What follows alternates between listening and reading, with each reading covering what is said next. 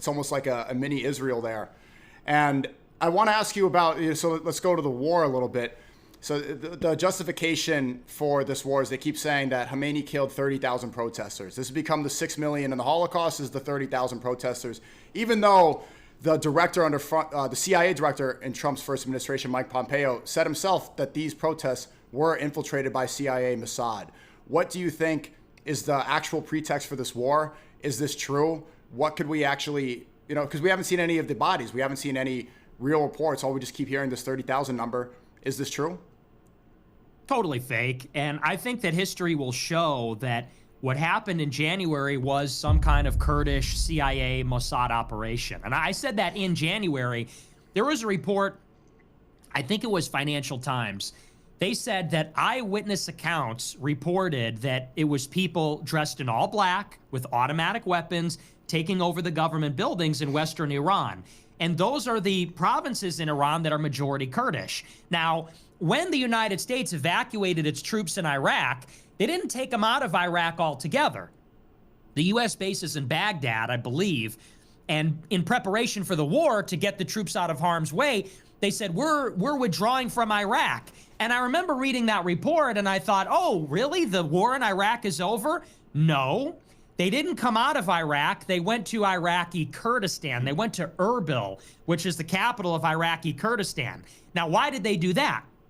Because the rest of Iraq is under the umbrella of the Popular Mobilization Force, which is the Shiite militias that are involved with Iran. So in every other governorate in Iraq, except for Iraqi Kurdistan, you've got the PMF. You've got forces loyal to Iran. And that's why in Mosul, you have the PMF and the Shiites protesting and rising up. In other governorates, it's the same story. In Baghdad, it's the same story. So they went up to northern Iraq. Now, in January, there were protests all across Iran.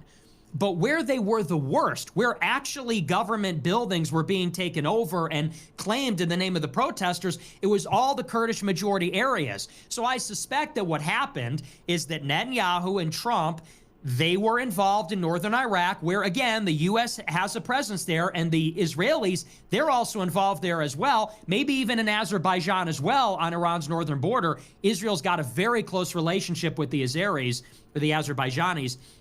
They were involved up there.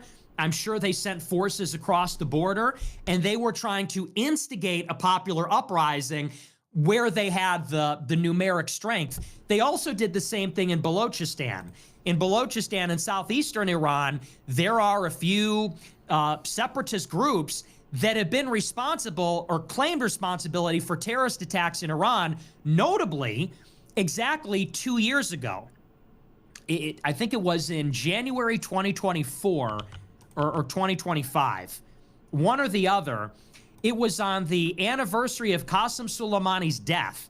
There were two huge terrorist attacks at the site of his grave. And I think it was a few dozen people were killed. And of course, everybody initially blamed it on Israel. The Iranian government said, no, it was Josh al-Adil, which is a Baloch separatist group. They also have deep security ties with the Israelis going back 15, 20 years. So, and going back to our previous conversation, these are the types of groups that the Israelis and the Americans are going to use to try to overthrow the government and create instability. The real pretext for the war, obviously, it's not the dead protesters. That number is exaggerated. And in my opinion, what Iran is doing, it's not like they're just killing protesters, waving signs and making their voices heard. They're shooting operatives that are trying to kill the Iranian Revolutionary Guard and overthrow the regime. So that's a very different thing. The real pretext for the war, it goes back 50 years, as you know. Yep. Israel has this plan to basically destroy every country in the Middle East. Iran is the last on the list. And October 7th is what kicked off this once and for all march to a showdown with Iran. And so first Israel ripped apart Hamas. Then they ripped apart Hezbollah systematically. Then they got Assad out of Syria, and then the IRGC was expelled from that country so that Hezbollah could not be rearmed. Then they had the United States degrade and bomb Iran, go after its nuclear facilities. And now what you're seeing is basically the beginning of the end of this 50-year campaign. this 2-year campaign to confront and overthrow Iran. And that is what it has always been about.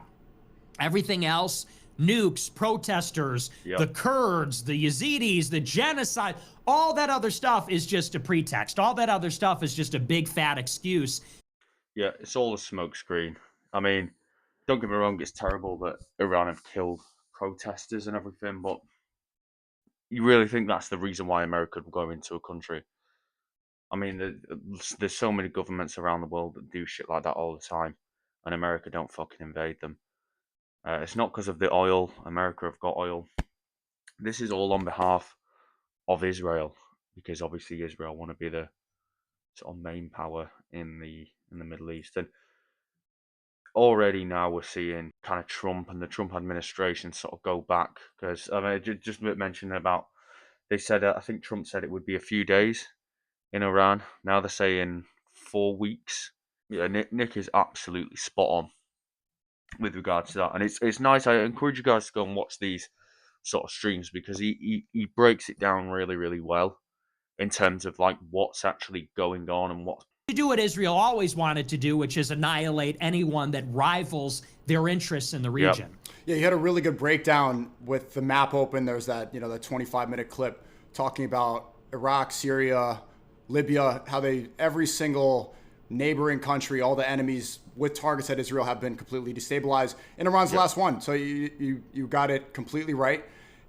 I saw. Just say as well, guys, Nick predicted this earlier. He predicted this a long time ago, America going to war with Iran, by the way. So you love him or hate him. A lot of people fucking hate him. He's right, and he did nail on the head. Do you think that U.S. right now is winning this conflict? It's going back and forth. There's no end in sight. They haven't said when this will be over. They can't give us a date. Trump did say 2 weeks to stop the spread in 2020, so it sounds like we had a PTSD. And now there's more talk, and it seems like it's inevitable that troops will be deployed. There's going to be some boots on the ground in Iran. When can we expect this to finish? And is the U.S. actually winning, like Trump and Fox News are bragging about? I have no idea where it goes from here, honestly. It's very hard to predict. But here's what we do know. Well, we know there's been some new developments. First, I'll say this. In the opening phase of the war, it looked as though the United States was winning. That was apparent because the United States killed the supreme leader and I think conducted 1,800 airstrikes. In the first 24 hours, I think it was 1,300 airstrikes. Now it's almost 2,000. So there has been very little in the way of a response from Iran. Iran has not killed very many people. They haven't successfully destroyed any strategic assets from America.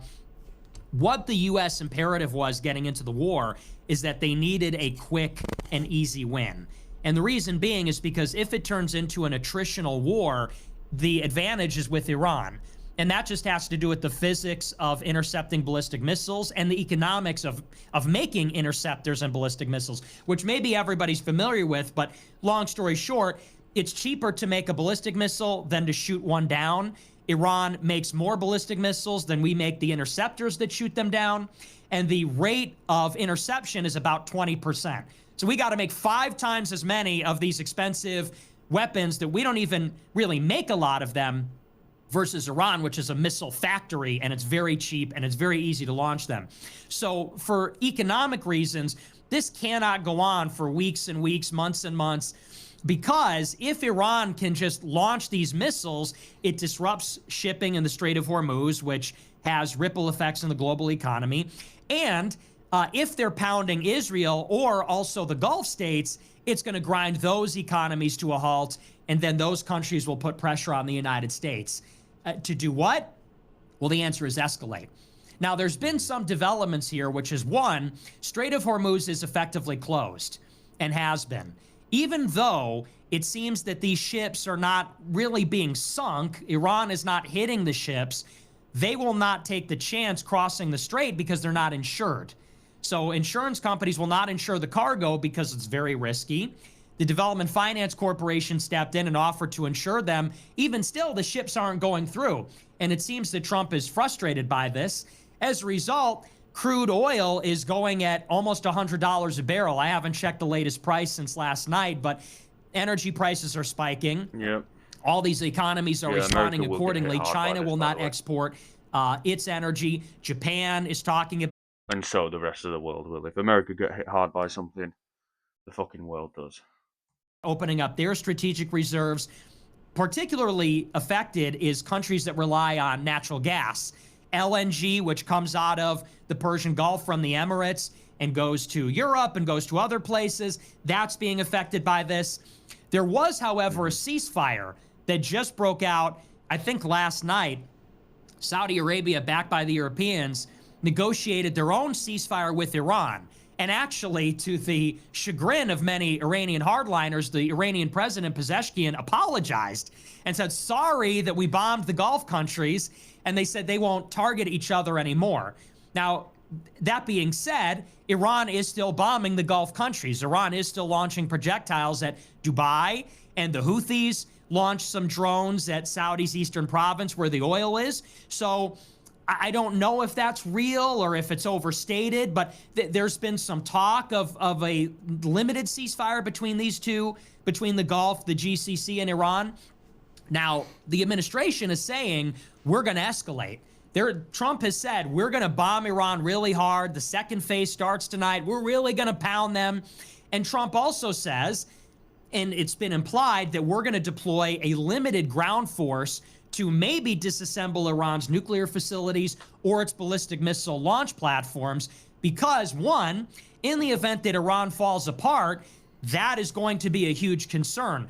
All this highly enriched uranium, these centrifuges, who will that fall into the hands of? And maybe you create so much chaos in Iran that you can deploy special forces, get them in, get them out, and they disassemble everything. Maybe that was the whole plan. And then number two, here's the other problem. Even though it has been reported that we've destroyed half of Iran's ballistic missile launch platforms and we've hit them 2,000 times, and they say we're going to control their airspace in a couple of weeks, Iran still has half of its ballistic missiles.